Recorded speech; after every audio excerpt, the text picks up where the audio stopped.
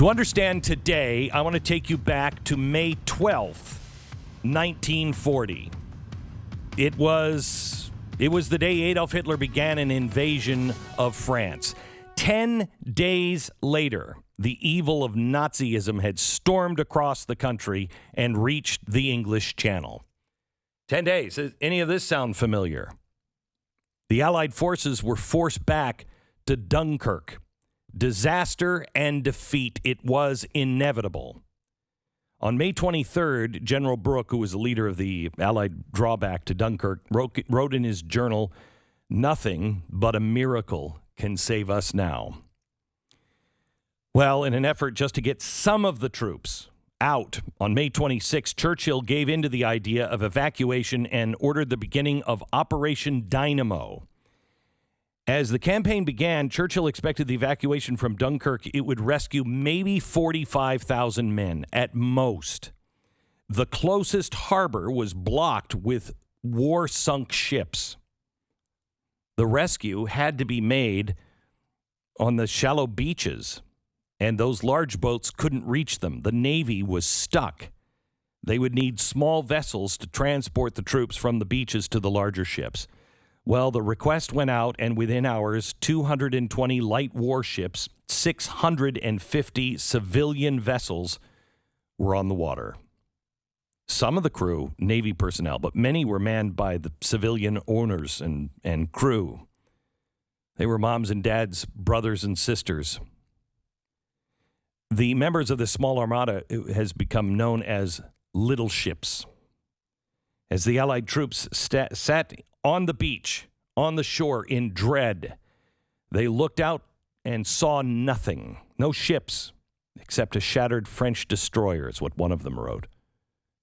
Then, all of at once, they couldn't believe what they saw coming over the horizon. There, coming towards them, a mass of dots that filled the sea. An army of little ships. Little points of light coming to their rescue. In a hail of bombs and artillery fire, this little group of ragtag people, just regular citizens, sailed through the ocean mines and the torpedoes with little or no rest. Day after day, night after night, plainly marked hospital ships full of British and French wounded were an easy target for the Nazi bombs, but the men and women never faltered on their commitment. When the mission was complete, some 198,000 British and 140,000 French troops were saved, a total of 338,000 souls.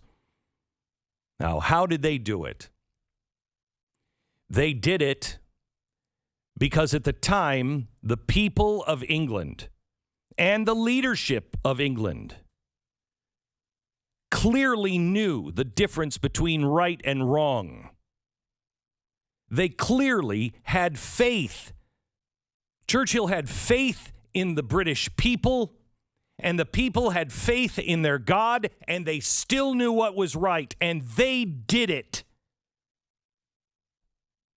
It was faith and devotion and courage of everyday men and women just like you that saved all those people. This is our Dunkirk.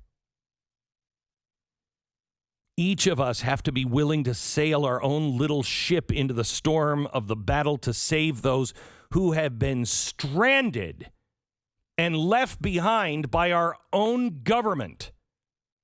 As the Taliban takes over Afghanistan, as they stand at the gates of our airport with our Marines' hands tied, beating women and children and shooting them at the gates.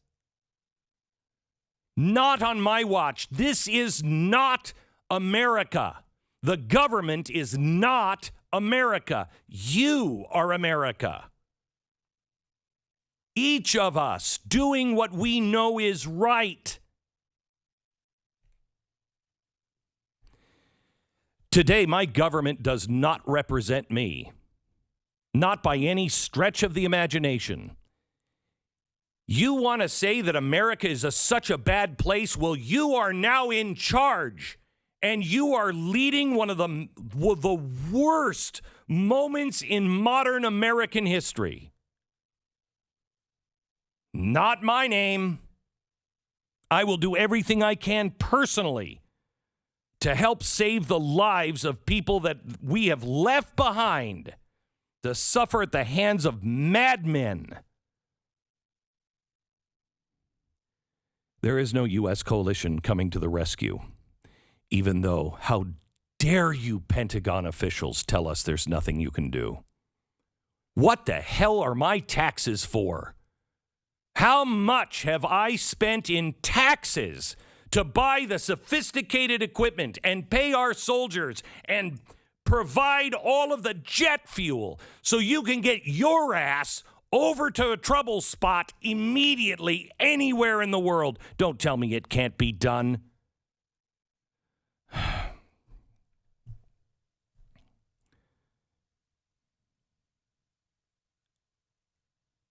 This is the time when people stand in the gap.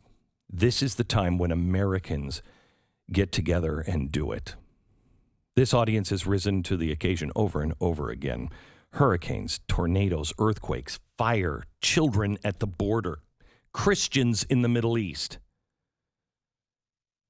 In 2008, I feel I was prompted to, and I'm quoting what I heard in my prompting, build the framework of hope.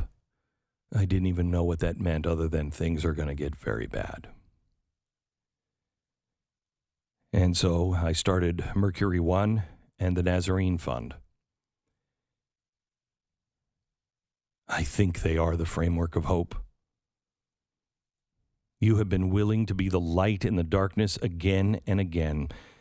Just as the people on those little ships, you have gone forward with little or no rest, day after day, night after night, and you're rising up together again. I have told you since September 11th, 2001, I have a feeling about this audience that in the end, it will be this audience that saves us. I realize that I may have misunderstood. You're not just going to save us. I think you and the others that will join us may just save the world.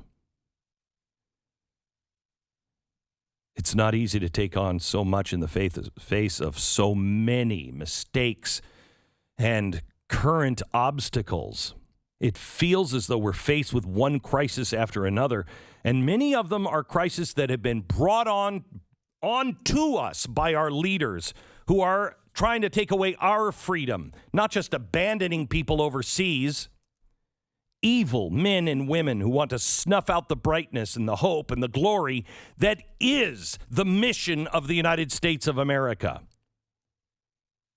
You know what led to Dunkirk could be viewed as a series of crises as well. Each one was tackled and resolved only to be replaced with another.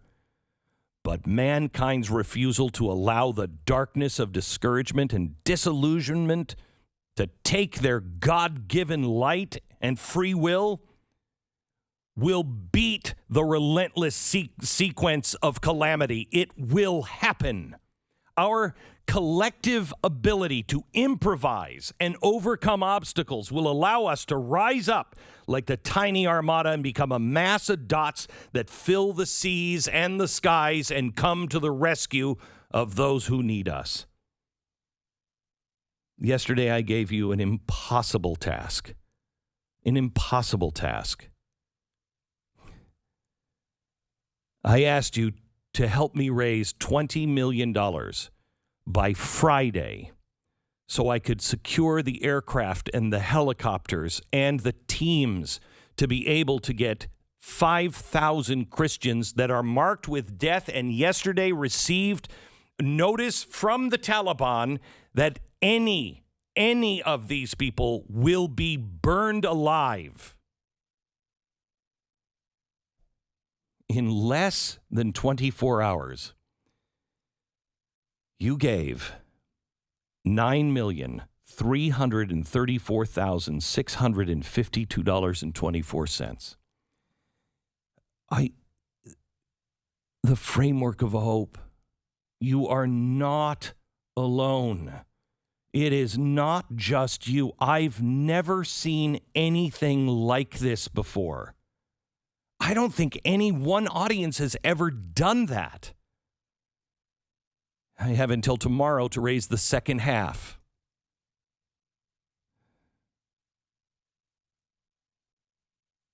You've given so much. The Nazarene Fund has put boots on the ground to do what needs to be done to save the thousands of Christians who are in grave danger. We have the helicopters and the planes standing by. This is a logistical nightmare.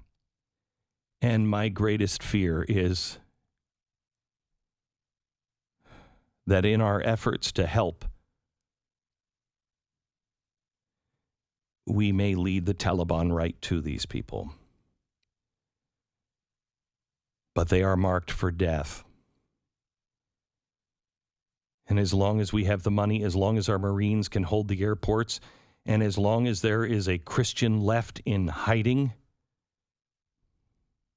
we will do what we need to do, but we need God's help. I have a list of the names of people. I have the list of the people that are trying to make their way to our rendezvous points. It's bigger than Schindler's List. I wondered this morning what this list will be remembered as, what this list should be called. And there was only one thing that came to mind. The Nazarenes list. Because he is the only one that's going to be able to get them out. We need divine providence like we've never needed it before. Time is running out. People are clinging to the hope that someone will remember them and arise and save them from the blackness that is the Taliban. Even if you have given yesterday, could I ask you to give just a little bit more? I doubled my donation today. If you have friends, urge them to give. This is just this audience. This is all you're the only ones. Ask your family to give their birthday or Christmas presents early and send it to the Nazarene Fund. This is your time. This is our time. Tell everyone you know. And even as we complete this mission, the war against darkness will not be over. Evil is on the march. When Dunkirk was over, Churchill gave a strong pronouncement. He said, "We must be very careful not to assign this deliverance to the attributes of a victory. We have to continue, and we shall fight the darkness on the seas and oceans. We shall fight it with growing confidence and growing strength. We shall defend our land, whatever the cost may be. We shall fight on the beaches. We shall fight on the landing grounds. We shall fight in the fields and in the streets. We shall fight in the hills. We shall never surrender until God's good time, when the new world with all of its power and might steps forth to the rescue and the liberation of the old." That last line was a call to us who had not yet joined World War II. Our call today is to our silent friends and neighbors, to our compliant family members, to our frightened friends. And most importantly, we call to the generations who come behind us. Believe in freedom. Believe in America and its greatness. What you're seeing on television of what America has done to the people in Afghanistan is not who we are. Know that. Believe that. And never, ever surrender.